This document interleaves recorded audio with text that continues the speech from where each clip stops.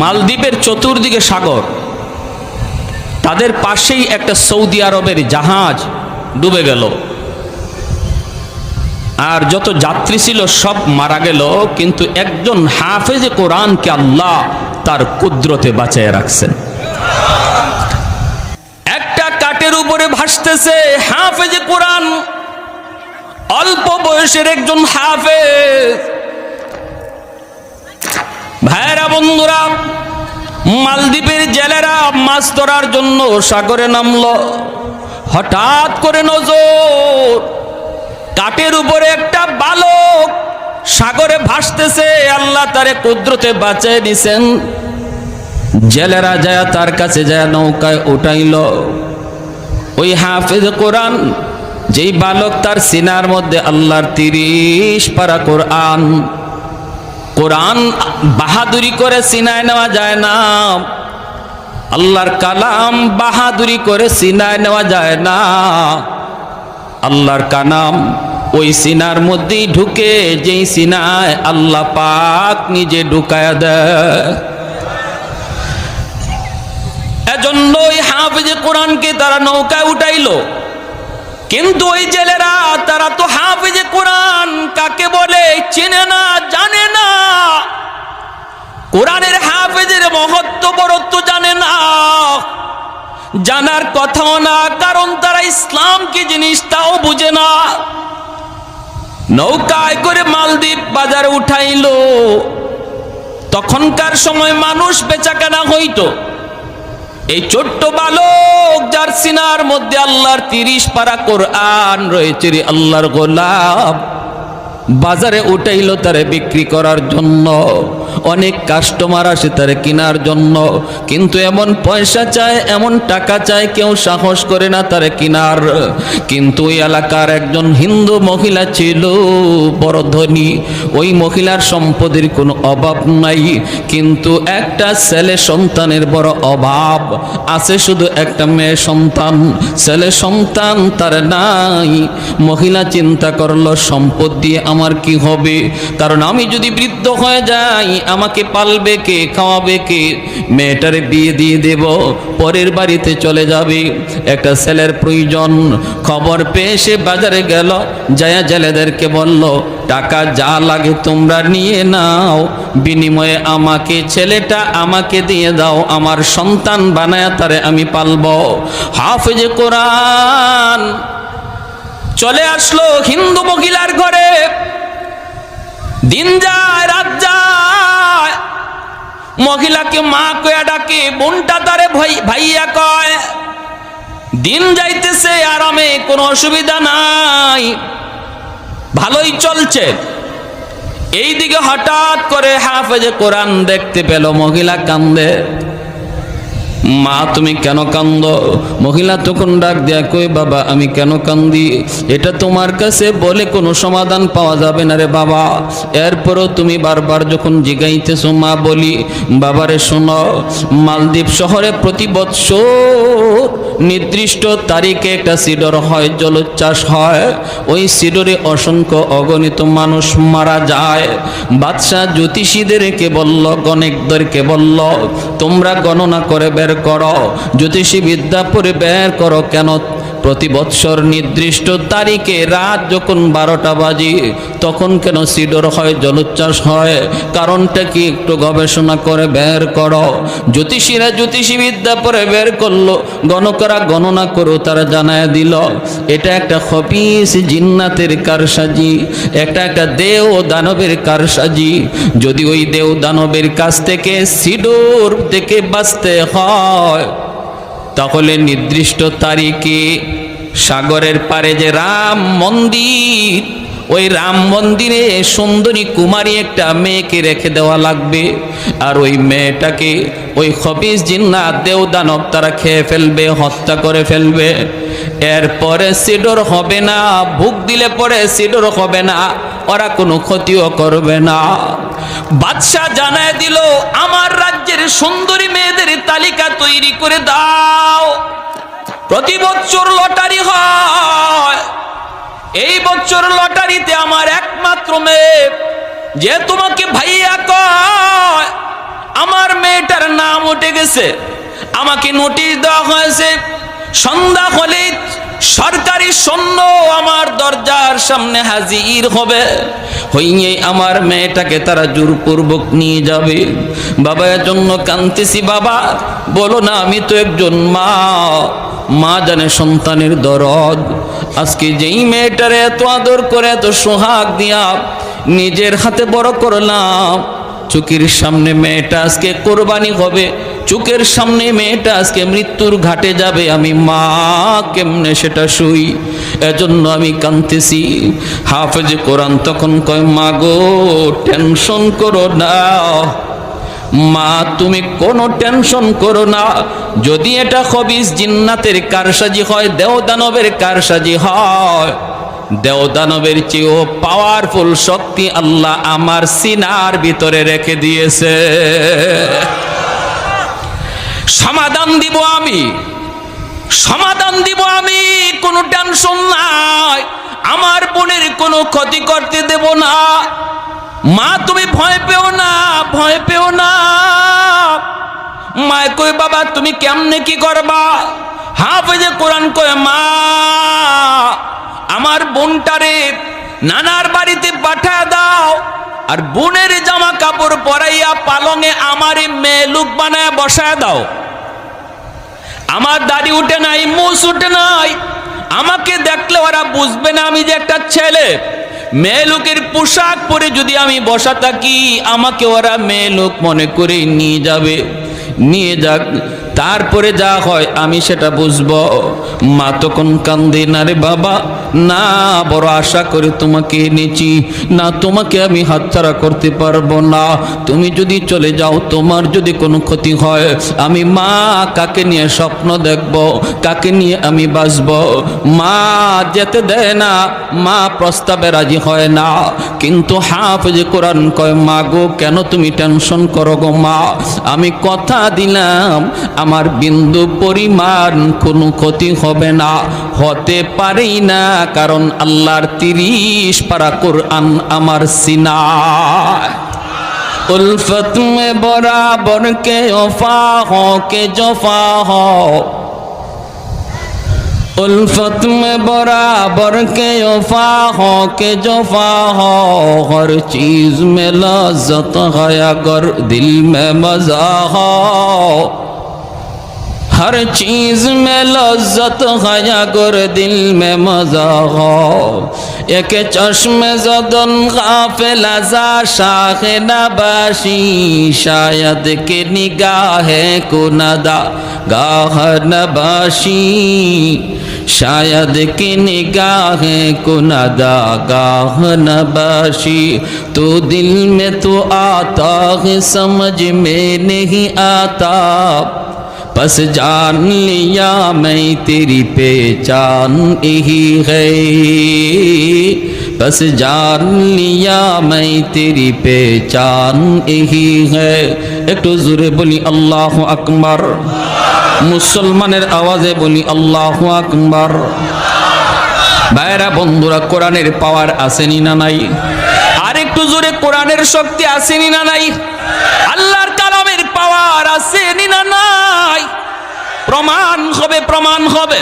ভাইরা বন্ধুরা, মহিলা কান্দে কয়, না না বাবা, আমি তোমাকে হাতছাড়া করব না, তোমার যদি কোনো ক্ষতি হয়ে যায় আমি মা কাকে নিয়ে স্বপ্ন দেখব? না বাজান, আমি রাজি না। কিন্তু ছেলে বলতেছে, মা টেনশন করবা না, টেনশন করবা না, কোনো ক্ষতি আমার হবে না, বোনটারে নানার বাড়ি পাঠায় দাও, নানার বাড়িতে পাঠায় দাও। ভাইরা বন্ধুরা, নানার বাড়ি পাঠায় দিল। ছেলেটারে বোনের কাপড় পরাইয়া, মেয়ে লুকের কাপড় পরাইয়া পালঙে বসায় রাখলো।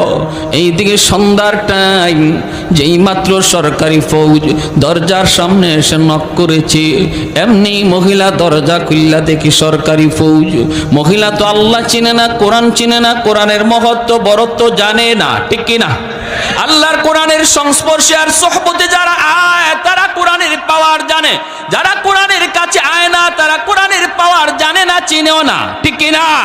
আল্লাহর কোরআনের পাশে যারা আয়, সংস্পর্শে আয়, সোহবতে আয়, তাদের মধ্যে কোরআনের আসর যায় পড়ে, আল্লাহর কোরআন যেই কাপড়ের সাথে লাগে ওই কাপড়টা দামি হয়ে যায়, আল্লাহর কোরআন যেই কাঠের সাথে লাগে কাঠটা দামি হয়ে যায়।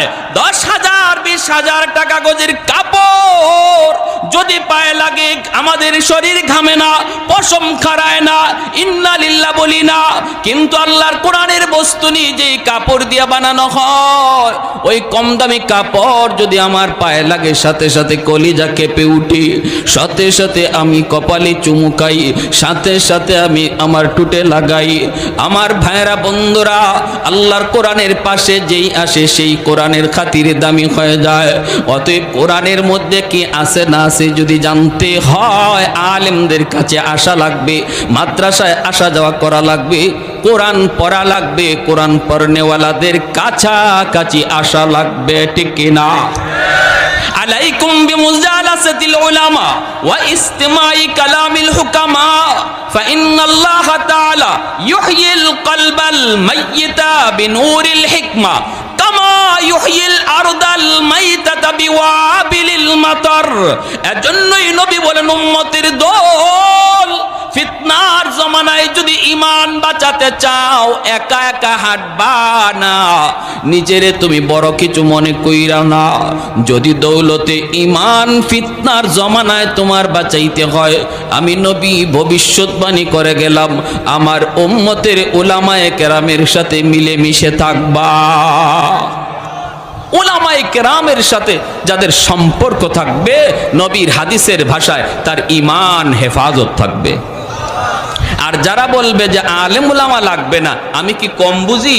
বাংলায় কোরআন বের হয়ে গেছে, তফসির বাংলায় বের হয়ে গেছে, এখন ইমাম সাহেব কেন লাগবে, মাদ্রাসা কেন লাগবে? বুঝবেন খুব কম দিনের ভিতরে ওই শয়তান তার দলে নিয়ে যাবে। ভাই, যদি আপনি আলেম উলামার সাথে সম্পর্ক রাখেন, ইমানের ডাকাত যে আপনার লেবাস পরে, ইসলামী লেবাস পরে আসছে আপনার ইমান ডাকাতি করার জন্য, আপনি তারে চিনবেন না। উলামায়ে কেরামের কাছে রাডার আছে, রাডার, ওই রাডার দিয়ে উলামায়ে কেরাম চিনবে সে ইসলামের বন্ধু নাকি দুশ্মন, সে চিনায়া দিবে।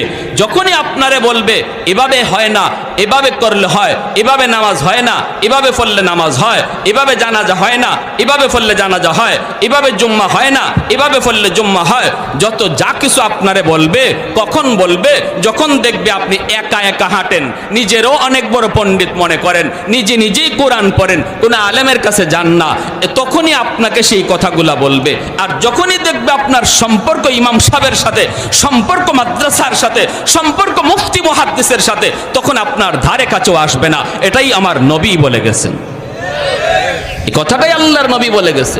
সাবধান, সাবধান, আল্লাহর দোহাই। আপনি বাংলা পড়তেছেন, কোরআন পড়তেছেন, আমি নিষেধ করি না, পড়েন, কিন্তু পড়ার পরেও বোঝাটা বুঝতে হবে একজন আলেমের কাছ থেকে, ঠিক কিনা ভাই? পড়ার পরেও চূড়ান্ত বুঝটা নিতে হবে একজন আলেমের কাছ থেকে, জান্নাওয়ালা আলেমের কাছ থেকে। আজকের সমাজে আমাদের অনেক মুসলমান ভাই এই ব্যাপারে পথভ্রষ্ট হয়ে যাচ্ছে, গোমরা হয়ে যাচ্ছে, আলেমদের সাথে তার অন্তরে বিদ্বেষ জন্ম নিচ্ছে। আমার ভাইরা বন্ধুরা, হাফেজে কোরআন যতই মহিলাকে বোঝায়, মহিলা তো বুঝ মানতে রাজি না। দরজা খোলার পর যখনই দেখলো সরকারি ফৌজ, সাথে সাথে কয় রাম রাম রাম। আসেনি না নাই? হ্যাঁ, ভয় পাইলেই কয় রাম রাম রাম। হাফেজে কোরআন মনে মনে কয় মারে তোমার রামে বাঁচাইতো না, বাঁচাইবে আমার আল্লাহ, ঠিক। অবাক কিছু দেখলেই ওরা রাম রাম, অবাক কিছু দেখলেই ভগবান কইতে দেরি করে না। কিন্তু ভাইরা, ইসলাম এটা বলে না। বটগাছ কোনোদিন দেবতা হতে পারে না, গঙ্গা কোনোদিন দেবতা হতে পারে না, তুলসী গাছ কোনোদিন দেবতা হতে পারে না, গাভী কোনোদিন দেবতা হতে পারে না। অবাক কিছু দেখলেই যদি খোদা মনে করো, এজন্যই তো 33 কোটি দেবতা হইছে। কাবা শরীফে ছিল মাত্র 360টা দেবতা, এরপরে যা দেখে ঈদের ওই খোদা কয়, কইতে কইতে 33 কোটি, ঠিক না?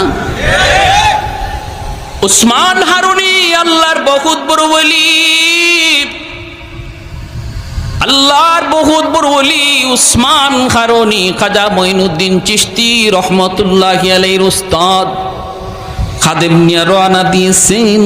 শীতের রাত, অজু করবেন, একটু অজুর পানি গরম করা লাগবে।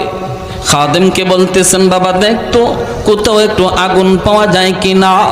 খাদেম তালাশ করে করে পেয়ে গেল কিছু আগুন। আগুনের চতুর্দিকে মানুষজন দাঁড়ায় দাঁড়ায় আগুনের পূজা করে আর উলু উলু উলু উলু দেয়। খাদেম যায় বলতেছে, ভাই রে তোমরা একটু আগুন দিবানি? কয় কেন? কয় উস্তাদের অজুর পানি গরম করব। সাথে সাথে অগ্নি পূজারীর দল, ওদের মাথা গরম হয়ে গেল। কই কি আমরা আগুনের পূজা করি, এই আগুন নিয়ে তুমি অজুর পানি গরম করবা? ভাগো মিয়া। কয় দেও না ভাই, একটু আগুন নিলে কি আগুন কমবে নাকি? কয় কমবে কি বাড়বে তা জানি না, তবে আগুন দিমু না। চলে গেলেন, যায় উস্তাদকে বলতেছেন, উস্তাদজি আগুন তো পাইছি কিন্তু আগুন ওরা দিবে না কেন? কয় ওরা আগুনের পূজা করে। আল্লাহর ওয়ালি উসমান হারুনি কয় আমাকে নিয়ে যাও। ইনি আসলেন, আইসে ইনি আবার আগুন চাইলেন, দিতে নারাজ। কেন দিবা না? কয় আগুনের পূজা করি। কেন পূজা করো? কয় বাপে করছে, দাদায় করছে। কেন করছে? কয় আগুন মরার পরেই জ্বালাবে না। আগুনের পূজা করলে আগুন মৃত্যুর পর জ্বালাবে না, মায়া করবে, মায়া করবে। আল্লাহর ওলি উসমান হারুনি কয় এত বৎসর যাবত আগুনের পূজা করো, তাহলে একটু যাচাই করে দেখো আগুন তোমাদেরকে মায়া করবে কি করবে না। দুনিয়াতে আঙ্গুলটা আগুনের ভিতর দিয়া দেখো আগুন আঙ্গুল জ্বালায় কি জ্বালায় না। যদি দুনিয়াতে আঙ্গুল না জ্বালায় তাহলে বুঝবা মরণের পরেও জ্বালাবে না। আর যদি দুনিয়াতে আঙ্গুল জ্বালায় বোঝা গেল 60 বছর 70 বছরের পূজা আগুনে তোমাকে রেহাই দিবে না। অগ্নি পূজারীরা কই মৌলবী বুঝছি তুমি আসছো আমাকে আগুনে জ্বালানোর জন্য। আগুনের স্বভাবটাই তো জ্বালানো, আগুনে কিছু দিলেই তো আগুন জ্বালায়, আগুনে কারে না জ্বালায়।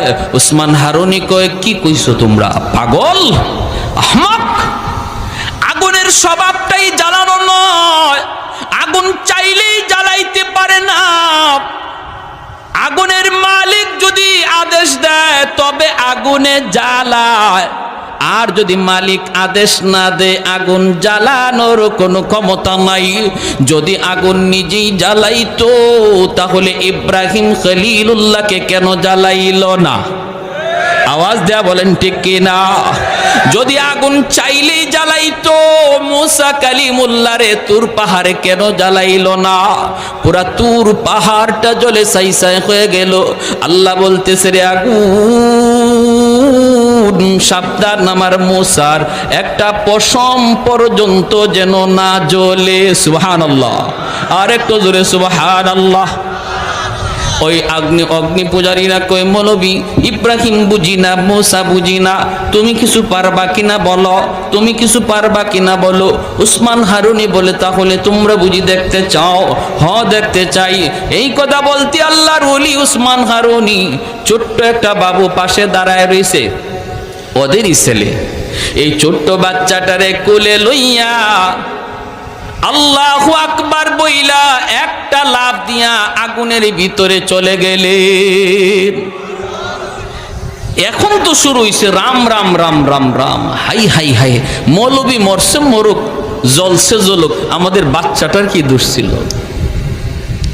হঠাৎ করে আগুনের ভিতর ওরা তাকায় তাকায় দেখি আল্লাহু আকবার। ঘটনা কি? মৌলবী যে বাচ্চাটারে নিয়ে আগুনের ভিতরে ঢুকলো, আগুন তাদের চারপাশ দিয়ে দাও দাও করে জ্বলে, কিন্তু আগুন তাদের গায়ে লাগে না। বাচ্চাটারে নিয়ে উসমান হারুনি আগুনের ভিতরে তিনি আদর করতেছেন, চুমু খাইতেছেন, মায়া করতেছেন। এই দৃশ্যগুলি ওরা আগুনের বাকি থেকে দেখলো। এরপরই আল্লাহর ওলি উসমান হারুনি আবারও আল্লাহু আকবার বলে বাচ্চা নিয়ে আগুন থেকে বের হয়ে আসলেন। এইবার অগ্নি পূজারীরা কয়ে বুঝছি, হায় হায় হায়, এতদিন যাবৎ আমরা কার পূজা করি? আগুন তো ভগবান না, ভগবান তো হলো যে আগুনে ফরছে অথচ আগুন জ্বালাইছে না। বুঝছেন? ওসমান হারুনির পায়ে সেজদা করা শুরু করে দেয়। যেই মাত্র ওনার পায়ে সেজদা দেয় আপনি ভগবান, আপনি ভগবান, তখন তিনি লাঠি দিয়ে আঘাত করে বলতেছে, আহাম্মকের দল, তোমরা তো অবাক কিছু দেখলে খোদা কইতে দেরি করো না। আরে এটা আমার কোনো কেরামতি নয়, আগুনে আমারে জ্বালাইছেন, এটা আমার কোনো বাহাদুরি নয়। আগুনের মালিকের উপর আমি বিশ্বাস করেছি, তোমরাও যদি আগুনের মালিকের উপর বিশ্বাস করো, ঈমান আনো, আগুন তোমাদেরকেও জ্বালাবে না। সাথে সাথে ওরা কালেমা পড়ে মুসলমান হয়ে যায়। मैं तालिब मौला हूँ मेरे इश्क निराला,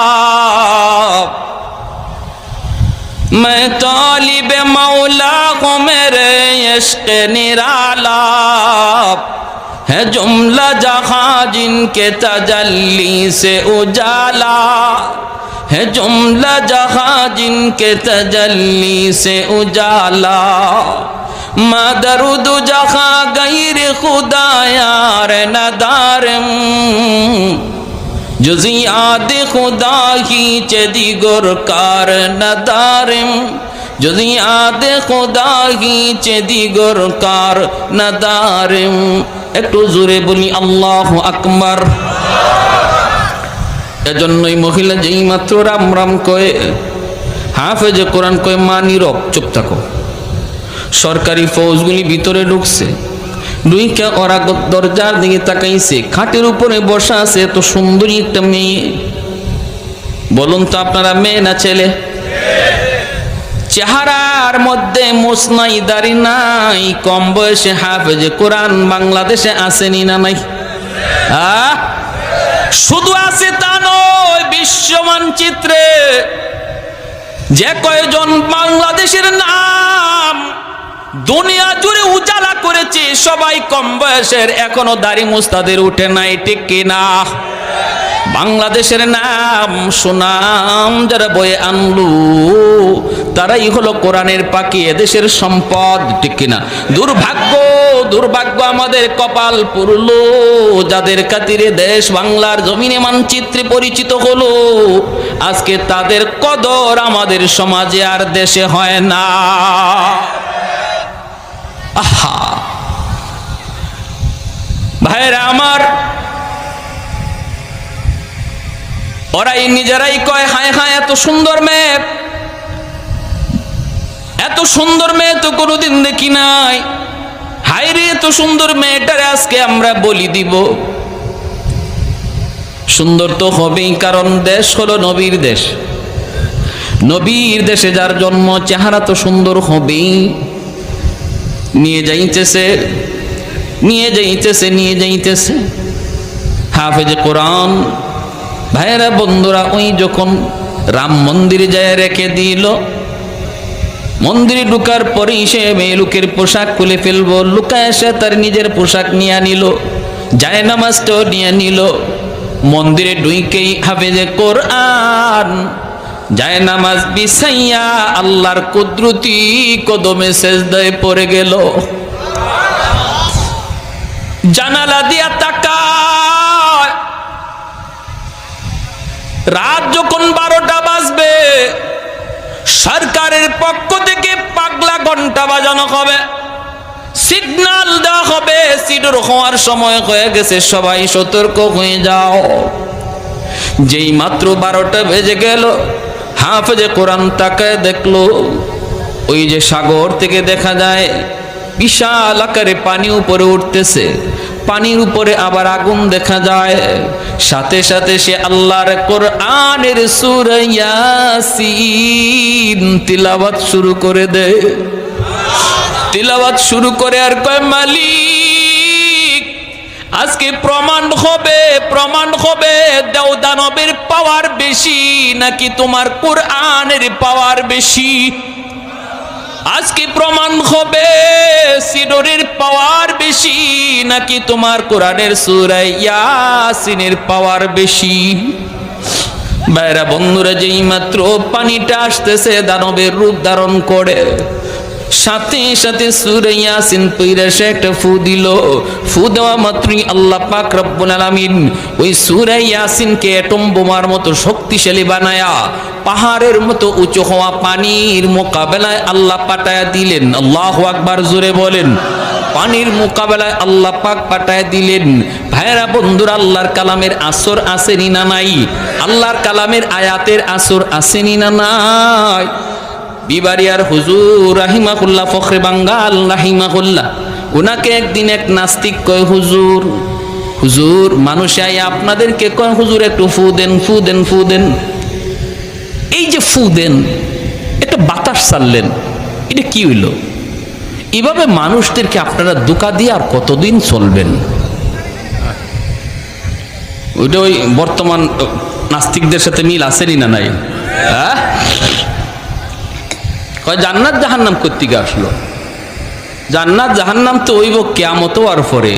হুজুরে যে মেরাজের ওয়াজ করতে গিয়ে জান্নাত জাহান্নামের কথা বললো, জান্নাত জাহান্নাম তো আল্লাহ বানাইছে ওই না, নাউজুবিল্লাহ। কর কেমন পণ্ডিতের পণ্ডিত বুঝেন। আবার কয় হুজুর মেরাজে গেছেন, এই সময় আপনি এই কি পাইলেন কোত্থেকে? এই সময় তো কোরআনই নাজিল হয় নাই। কেমন পণ্ডিত! কোরআন কখন নাজিল হইছে এটাই জানে না, আর আসছে একজন মুফতি সাহেবের, একজন মুহাদ্দিস সাহেবের ভুল ধরার জন্য। এই নাস্তিকও কয়, হুজুর এই মানুষ একটু পানি ভরা চায়, আর আপনারা পানি ফু দেন অথবা গায়ে ফু দেন, এই যে একটা বাতাস দিলেন, এই ধোঁকাবাজি করে আর কতদিন চলবেন? নাউজুবিল্লাহ, জোরে কম। হুজুর বলতেছে, আমি কোরআনে আয়াত পড়ে ফু দেই, এতে কিছু হয় কি হয় না এটা তোমার বুঝে আসে না? কয় না, এটা একটা বাতাস, তো ফু দিলেন বাতাস, এটা কি হবে? আল্লাহর ওলি ফখরে বাঙ্গাল রহমতুল্লাহ আলাইহি বলেন, তুমি বুঝবা কেমন করে? তুমি তো একটা জারজ সন্তান, তোমার তো বাপেরই ঠিক নেই।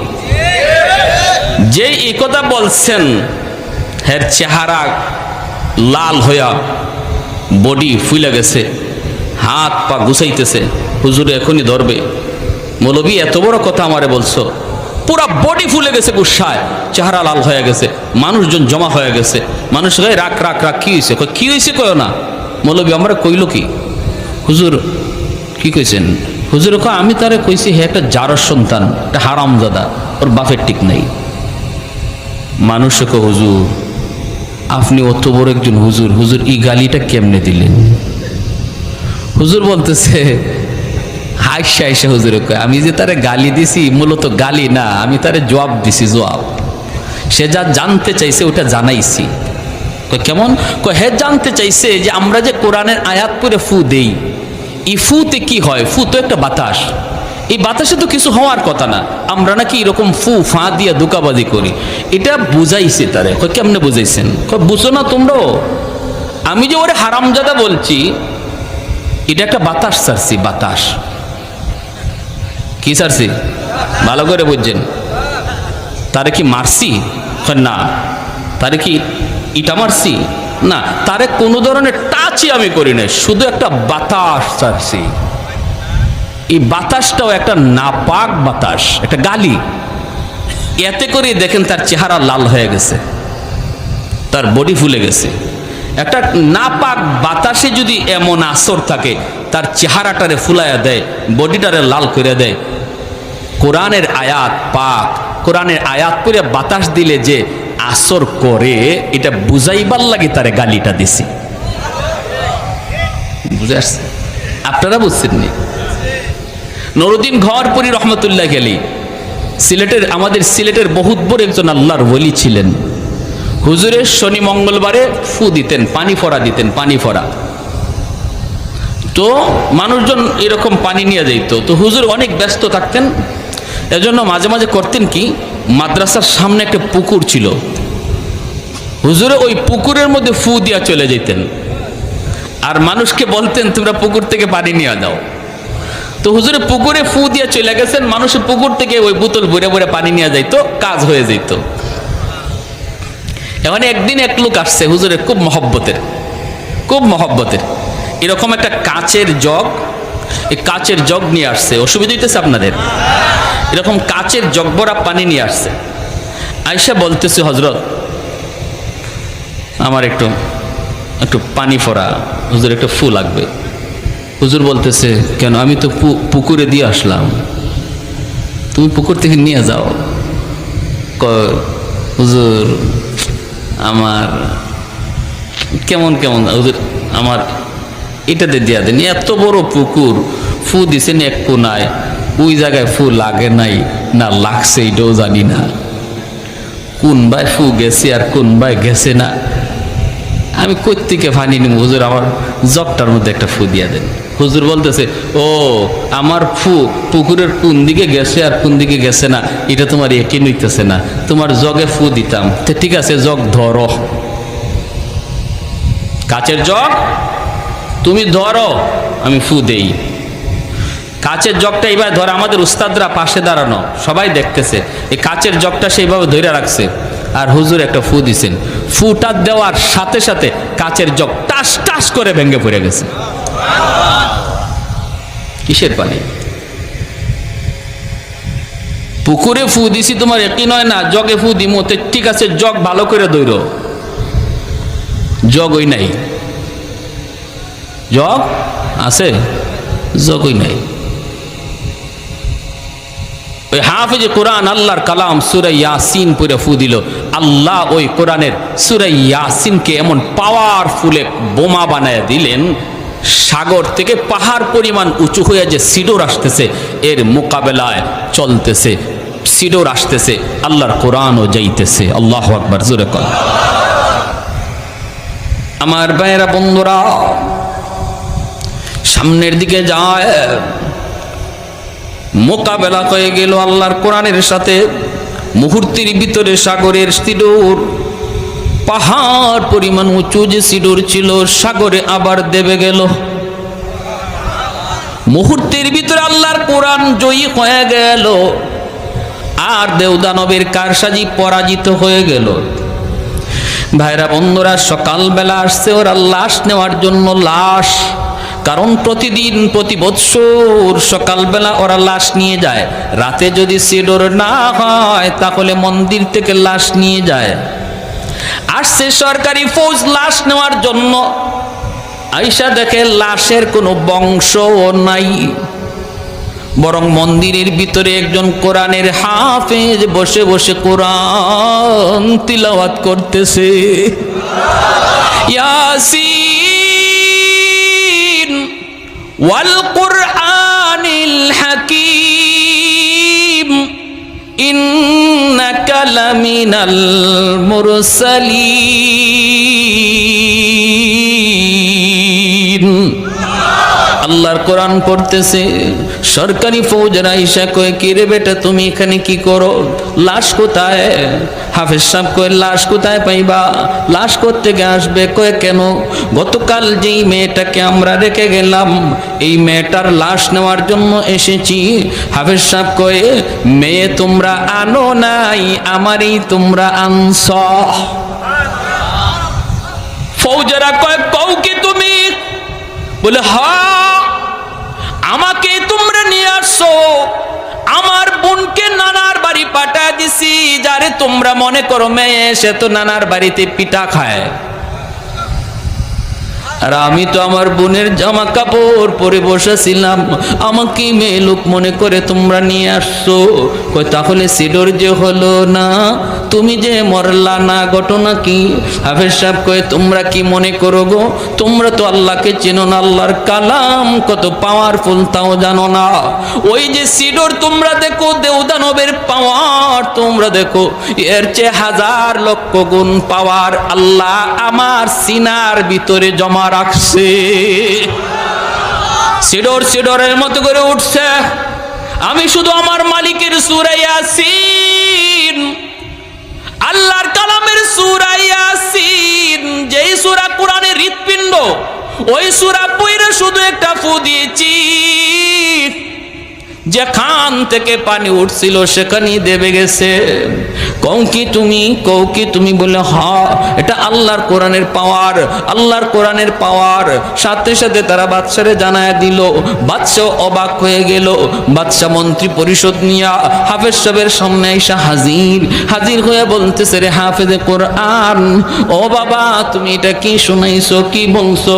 আমরা তো কোরআন বুঝি না, কোরআনের মহত্ব জানি না। বাবা আগামী বছর এই তারিখে আবার তোমাকে আমরা মন্দিরে রাখবো, আবারও তোমাকে মন্দিরে রাখবো। আমরা নদী সাগরের পারে দাঁড়ায় দাঁড়ায় দৃশ্যগুলি দেখবো, নিজের চোখে আমি দেখবো রে বাবা, নিজের চোখে দেখবো আল্লাহর কোরআনের পাওয়ার, নিজের চোখে দেখবো। যদি এমনই হয় আমি বাদশাহ কথা দিলাম জনগণ সহ একদিনে কালেমা পড়ে মুসলমান হয়ে যাব। আমার ভাইরা বন্ধুরা, পরের বছর হাফেজে কোরআনকে আবার মন্দিরে রেখে দেওয়া হয়। নির্ধারিত তারিখে রাত যখন 12টা বাজে, মন্ত্রী পরিষদ লয়া বাদশা সাগরের পারে দাঁড়ানো। ঠিকই ছিল উঠতেছে আল্লাহর কালাম, ওইরা হাফেজে কোরআন মন্দির থেকে ফু দিছে। বাদশা একবার সাগরের দিকে তাকায়, আরেকবার মন্দিরের দিকে তাকায়, একবার সাগরের দিকে তাকায়, আবার মন্দিরের দিকে তাকায়। হঠাৎ করে দেখে মন্দির থেকে পাওয়ারফুল একটা আগুনের লোক্কা সাগরের দিকে যাইতেছে। যেই পানিটা এত উঁচা হয়ে উঠলো, ওই পানিতে যায় আঘাত করা মাত্রই পানি আবার সাগরে দেবে গেল। বাদশার সাথে সাথে এসে বলতেছে, রে বাবা হাত বাড়ায় দে, এতদিন পর্যন্ত অন্ধকার ধর্মে ছিলাম, সত্য ধর্মের সন্ধান পাই নাই, আল্লাহর কোরআন চিনি নাই, কোরআন চিনি নাই, কোরআনের মালিককেও চিনি নাই। আজকে তোমার হাতে হাত রেখে মন্ত্রী পরিষদ সহ কালেমা পড়ে মুসলমান হলাম। একদিনে মালদ্বীপের সমস্ত জনগণ একজন হাফেজ কোরআনের হাতে হাত রেখে সবাই কালেমা পড়ে মুসলমান হয়ে যায়। ইসলামের এত বড় অবদান কোরআনওয়ালাদের, হাফেজে কোরআনদের। কিয়ামতের ময়দানে আল্লাহ পাক রব্বুল আলামিন যখন একজন কোরআনের পাখিকে বলবে যাও জান্নাতে যাও, কেমনে বলবে জানবেন? পর্দার আড়ালে আনবে আল্লাহ পাক পর্দার আড়ালে আনবে একজন আলেমকে, একজন হাফেজে কোরআনকে। আইন আল্লাহ বলবে, তুমি এই গুনাহটা কেন করেছিলা? ইয়া মাশারাল উলামা ইন্নী লাম আদা ফীকুম ইলমি লিউআযিবাকুম, আমি আল্লাহ তোমাকে কোরআন দেই নাই জাহান্নামের আগুনে জ্বালানোর জন্য। কেন তুমি এই অন্যায় করেছো? কেন তুমি এই অপরাধ করেছো? তখন পর্দার আড়ালি হাফেজে কোরআন আলেমে দ্বীন তখন বলবে, আল্লাহ ভুল হয়ে গেছে, শয়তানের দোকায় পড়ে ভুল করে ফেলেছি। আল্লাহ পাক তখন বলবে, নেও আমি তোমাকে পর্দার ভিতরেই তোমাকে মাফ করে দিলাম। তোমাকে জিজ্ঞেস করলাম কেন ভুল করেছো, এই জিজ্ঞেস করাটাও হাসরবাসী কাউকে আল্লাহ দেখাবে না। ইযহাবু ফাকাদ গাফারতু লাকুম ওয়ালা উবালি, যাও তুমি জান্নাতে যাও, আমার কোরআনের ইজ্জতের খাতিরে কোনো পরোয়া আমি কারো করলাম না। তখনই সে কইব, আমি আমার আব্বা আম্মা ছাড়া জান্নাতে যাইব না। সুবহানাল্লাহ, আরো আস্তে কম। আল্লাহ পাক বলবে, যাও জাহান্নামের ভিতর থেকে তার বাপ মাকে নিয়ে আসো। ফেরেশতারা জাহান্নামের ভিতরে যায় তার বাপ মাকে ডাক দিবে। বাপ মা যখন উঠে আসবে তখন তার দাদা দাদি নানা নানি তার বাপ মাকে ধরবে, ধরে বলবে, বাবা রে তোমরা তোমাদের সন্তানের সুপারিশ আসছে আজকে জান্নাতে যাইতেছো, জাহান্নাম থেকে মুক্তি পেয়ে গেছো। কিন্তু আমরাও তো তার দাদা, আমরাও তো তার নানা নানি কম আদর করি নাই, আমরাও জাহান্নামে আজকে আগুনে জ্বলতেছি। আমার ভাইটারে আমি কত আদর করলাম, একটু যায় কইও আমাদের জন্য সুপারিশ করত। তখন তার বাপ মা যখন জান্নাতে যাওয়ার পথে হাফেজ সাহেব যায়, আলেম যায়, সাথে সাথে বাপ মা থেমে যায়। বাপ মা থাইমে বলতেছে, না আমরাও জান্নাতে যাবো না। কেন? কই তুমি যদি তোমার বাপ মা ছাড়া জান্নাতে না যাও, আমরাও আমাদের বাপ মা ছাড়া জান্নাতে যাইমু না। আল্লাহ বলবে, যাও আমার কোরআনের পাখির দাদা দাদিরে নিয়ে আসো। দাদা দাদিরে যখন তুলতে যাবে তখন ওই এলাকার, এই যে মাদ্রাসা আপনাদের, এই এলাকার মানুষজন ওই তার দাদা দাদিরে ধরবে। বাইরে তোমরা যে আজকে বের হইতেছ ভালো কথা, কিন্তু আমরা তো ওই এলাকার মানুষ, যেই এলাকার মাদ্রাসায় তোমাদের নাতিটা হাফেজ হয়েছে, আলেম হয়েছে, আমরা ওই এলাকার মানুষ, আমরা মাদ্রাসার দিকে নজর করছি, তার থাকার ব্যবস্থা করছি, তার খাওয়ার ব্যবস্থা করছি। আজকে আমরা কিছু মানুষ জাহান্নামে আটকে গেছি, তোমরা একটু যায় কইও তারে সুপারিশ করতো। তখন এই দাদা দাদি আইসা যখন এই মানুষগুলার কথা শোনাবে, কোরআনের হাফেজ আলেমে দিন বলবে, আল্লাহ ওই মানুষগুলার সাহায্য না পেলে আমি তোমার কোরআন সিনায় নিতে পারতাম না। আল্লাহ তারা আমার থাকার জায়গা করে দিছে, আমার খাওয়ার ব্যবস্থা করে দিছে, আল্লাহ আমি তাদেরকে সাথে চাই। তখন আল্লাহ ফেরেশতাদেরকে বলবে, ওই মানুষগুলাকে জাহান্নাম থেকে আইনা দুইটা সারিতে দাঁড় করাও, আর মাঝখান দিয়ে আমার কোরআনের পাখিরে সারো, দেখি আমি আল্লাহ তারে কতজনে চিনে আর সে কতজনকে চিনে। তখন মাঝখান দিয়ে সারা মাত্রই প্রত্যেকে তারে চিনবে। একজনে বলবে, হুজুর আপনি আমারে চিনছেন? আনাল্লাযী সাকাইতুকা মা, আমি আপনাকে একদিন এক গ্লাস পানি পান করাইছিলাম। মায়ার নবী হাদিসে এইভাবেই বলছেন। আরেকজনে বলবে, হুজুর আপনি আমাকে চিনছেন? আনাল্লাযী ওয়াহাবতু লাকা ওযুআ, আমি আপনাকে একদিন এক বদনা ওযুর পানি দিছিলাম। মুহাদ্দিসিনে কেরাম হাদিসের ব্যাখ্যায় লিখেন, নবী এই দুই কথা বলে শুধু দুইজনকে বুঝাইলেন না, এইভাবে অসংখ্য মানুষজন সহযোগিতার কথা ইয়াদ করাইয়া দিবে, আর তখন তার ইয়াদ হয়ে যাবে। আল্লাহ বলবেন, আমার কোরআনের পাখিরে যতজনে চিনতেছে আর সে যতজনকে চিনতেছে সব সহ জান্নাতে দিয়ে দাও। যেরকম সুবহানাল্লাহ। প্যারে হাজিরিন, তাহলে বলুন মাদ্রাসার সহযোগিতা করলে লাভ আসেনি না নাই? একজন ছেলেকে, সন্তানকে, নাতিকে কোরআনের হাফেজ আলেম বানাইলে লাভ আসেনি না নাই? হ্যাঁ, 10 জন মার্কা মারা জাহান্নামীরে একজন হাফেজ সুপারিশ করে জান্নাতে নিয়ে যাবে। মা বাবা, দাদা দাদি, নানা নানি, শ্বশুর শাশুড়ি, আরেকজন হইল যেই বাড়ির সে খাইয়া হাফেজ সাহেব হইছে, অথবা যিনি তারে সারা বছর খাওয়াইয়া হাফেজে কোরআন বানাইছে, ওই বাড়ির লদিং মাস্টার নি। এই কথাটা আল্লামা কাশ্মীরি রহমতুল্লাহ আলাইহি তার কিতাবে হাদিসের ব্যাখ্যায় লিখছেন। অনেক মুহাদ্দিসিনে কেরাম লিখছেন যে মা বাবা, দাদা দাদি, নানা নানি, শ্বশুর শাশুড়ির সাথে ওই দুজন মানুষও যাবে যারা তারে হাফেজ বানাইছে খাওয়ায়া। প্যারে হাজিরিন, আল্লাহর জান্নাতে হাজারো কোটি মানুষও যদি আল্লাহ পাক জান্নাতে দিয়া দেয়, তবু আল্লাহর জান্নাতের কোনো কমতি হবে না। বরযাত্রী যেভাবে বরের সাথে ঢুকে, এইভাবে মানুষজন আলেমের সাথে জান্নাতে ঢুকবে। সুবহানাল্লাহ। এজন্য প্রিয় হাজিরিন, লম্বা কোনো কথা না, আমরা অনেক কথা শুনছি শুরু থেকে নিয়ে।